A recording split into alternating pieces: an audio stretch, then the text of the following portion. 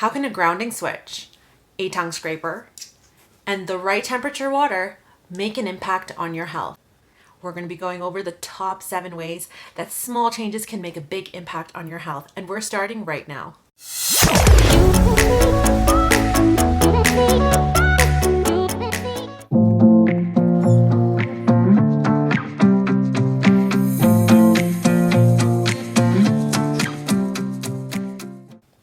Hi, I'm Dr. Sharlini, naturopathic doctor here at naturopathmom.com and mom of 3. Let's get started talking about some of the basics of diet. When you think about eating right, just think about balance. The first thing is balancing colors. Incorporate as many different colors into your meals as possible, keeping the lightest meal around dinner time and the heaviest meal for lunch. Balancing our meals with a variety of colors, balancing what grows above the ground with what grows below the ground. Balancing what's available to us locally so that we're shopping more based on what's growing around us. When your diet and your bowels are working well together, then your immune system is working well. One of the largest immune powerhouses is located in your gut. One of the largest immune powerhouses is located in your gut, which is why it's so important to pay attention to what's going on with your bowels and if you're going regularly, because that is really going to help you boost your immune system with minimal effort.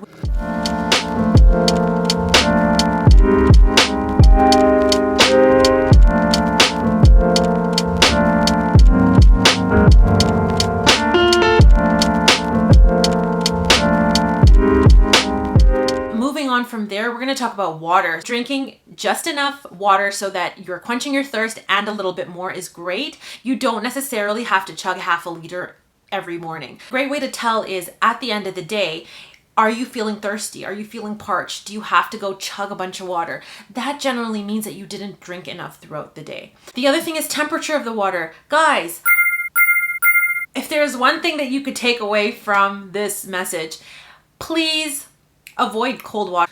Cold water has the effect of dampening your digestive fire, also known as Agni in Ayurveda, or your stomach or spleen chi in traditional Chinese medicine. Drinking room temperature water or even hot teas makes a huge impact on your digestion because your internal temperature doesn't get changed. What happens when you drink cold water is everything vasoconstricts. So when things are constricting, you are not absorbing or assimilating the food as well.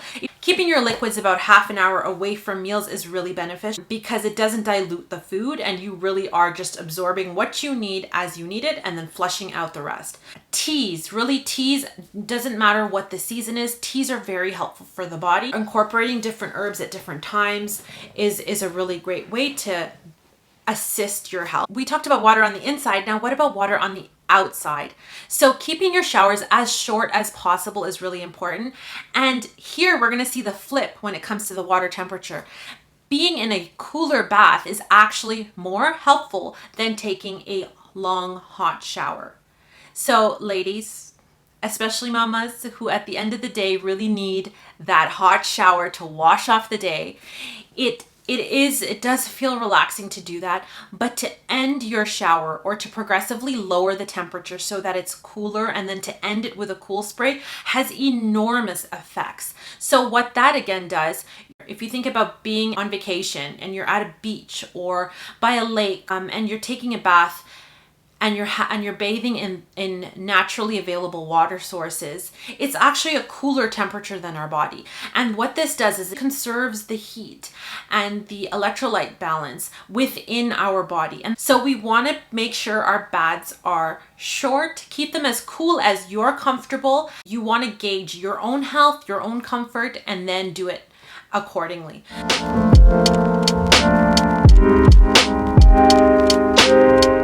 So guys, are you feeling refreshed on waking? This is a really important question that's going to determine if your sleep is working for you. Sleep is the time where we're spending about 1/3 of our hours. Sleep is where we are healing and regenerating. So you really want to make sure that the quality of your sleep is good.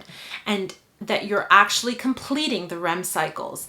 And this ensures that you are able to wake up the next day and feel good, feel energized. So to help you maximize the benefits of sleeping, one of the things to consider is your sleep environment.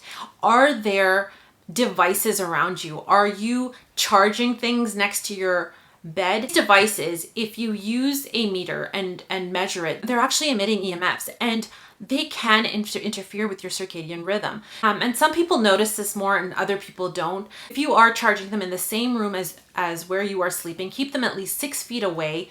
And I have these outlet switches from General Electric that are grounding switches. So you can essentially turn all the power off coming out of that outlet. When you leave a cord plugged in, and even if your device is not on, it is still carrying charge. Things like sound machines and cameras, a tip here would be to find the ones that don't run on Wi-Fi, because those devices are emitting a signal to right where your baby sleeps. Those are a couple of ways that you can reduce disturbances.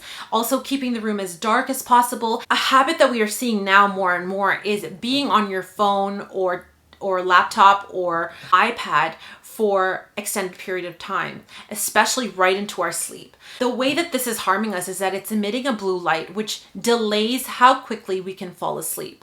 When you're falling asleep exhausted, you are actually not helping yourself get a deep, restful sleep. You're gonna wake up exhausted. In your phone, keeping your devices on night shift mode. So this can be on your children's iPads. You can set it so that you are night shift mode throughout the day. It helps reduce that glare, and it prevents things like headaches and eye strains related to device use. The other thing that I have are these blue light glasses, which I got on Amazon, and they really help to reflect back the blue light, and that way you're reducing the amount of eye strain or anything like that when you're working on your devices. A way to end the night as well, as part of your nighttime routine, to use one of these. This is actually a copper tongue scraper, and to use one of these to clear out the tongue. And being outside, guys, never underestimate the power of fresh air. Being outside first thing in the morning is actually amazing for you. So that helps you get the charge that you need to carry on the rest of the day. Something really important is not to ignore our body's signs. This can be something like having a regular bowel movement. This can be a headache, an ache, or a pain, painful periods, a missed period. These are all really important signs. So if you think about a car, our body is kind of like a really complicated car. It needs to go in for its scheduled service. It needs to be maintained. And when you do see those different lights go off in your car, you got to get it addressed. Otherwise, prolonging that could actually make things harder to treat and harder to fix. The same way our body gives us these signs and signals that something's off, that we're not feeling our greatest. The other thing that you want to consider about leading a healthy, holistic life is to really do things that give you joy. Whether that is gardening, dancing, whether that is getting up and just doing some art or working on your car or whatever that may be, go out and do those things. That is really going to help shift things into balance. Self-love is really important, guys. So take care of yourselves. Do things that bring you joy.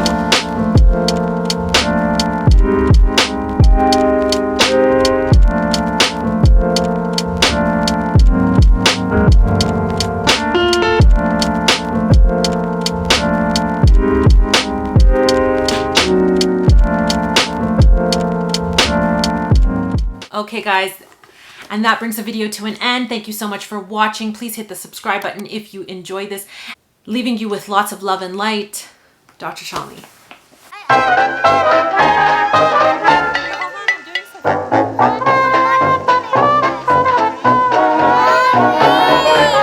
For joining me on my very first video ever.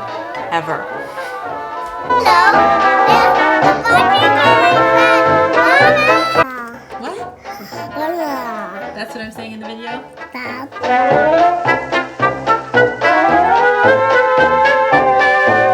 Thank you so much, and I'll see you next time.